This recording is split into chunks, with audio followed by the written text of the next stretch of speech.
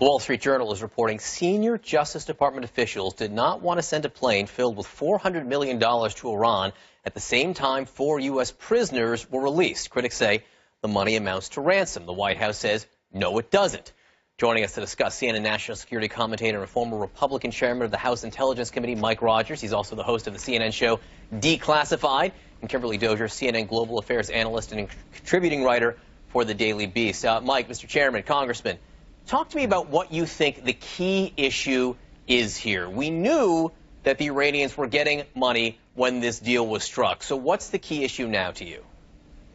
Well, two things. So the deal itself had some release funds that were Iranian funds to begin with. This is, to me, very, very different. And to some notion that these were independent events that all coincided on the course of 2 days just is not plausible.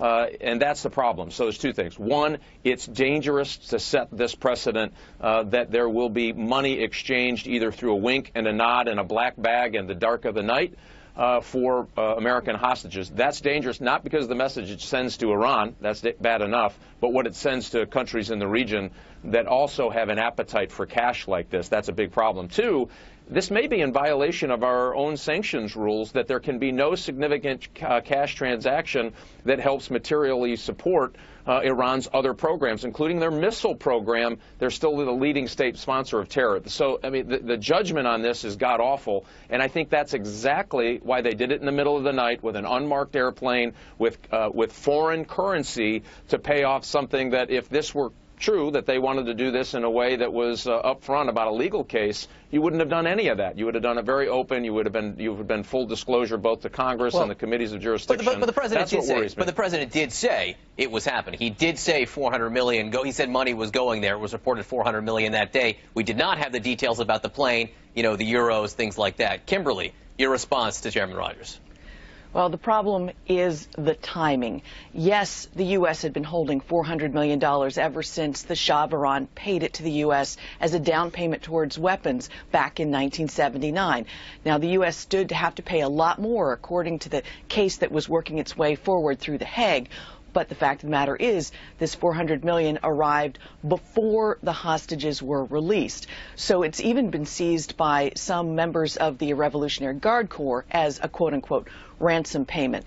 It looks bad. At the same time, within Iran, you know, you have competition between the Revolutionary Guard Force and the Iranian Foreign Ministry and the more liberal government that negotiated this deal, liberal in relation to the Guards Force. And they wanted a sign of good faith to seize on. They told U.S. negotiators they needed this. Is this, you know, I hear from critics or actually supporters of the deal, or people who say the criticism is unfounded, Kimberly, you know, correlation is not causation.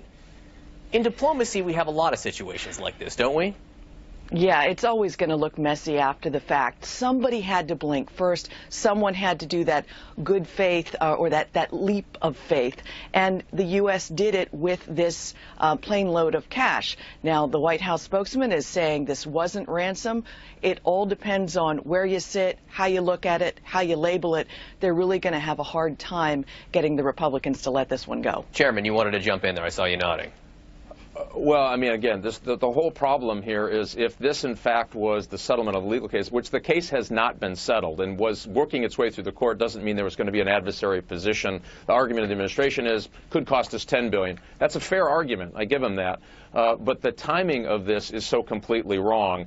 And the way that they delivered the cash and then the transaction that happened, it's not plausible to look at this deal in the order of which it happened, in the way they delivered the cash. It just doesn't pass the smell test. And the problem is, when you have the IRGC who is out there saying it's ransom, guess what? In the reality of the business of diplomacy, intelligence, and national security, it's ransom. That's where the problem is. And that, in fact, we're going to have to look at, I hope Congress looks at the fact that they may have violated their own sanction regime for a cash transaction that is illegal under sanctions that they put in, their own administration put in place on the Iranian missile program. So this is the problem. It's working at cross purposes. And again, I think that's why they did it.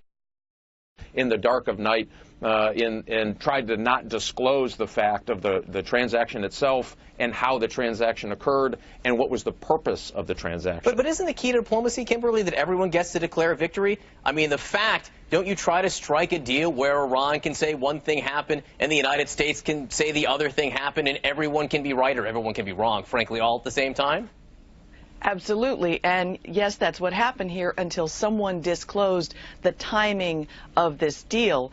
The ironic thing is that the CIA director and others have been out publicly talking about the fact that Iran in general has been having a hard time getting a hold of the cash from the financial markets that was supposed to be a windfall from this deal, and that the Iranian Guards Force in particular, the Quds Force, has been complaining that not enough of a cash windfall has gone to them.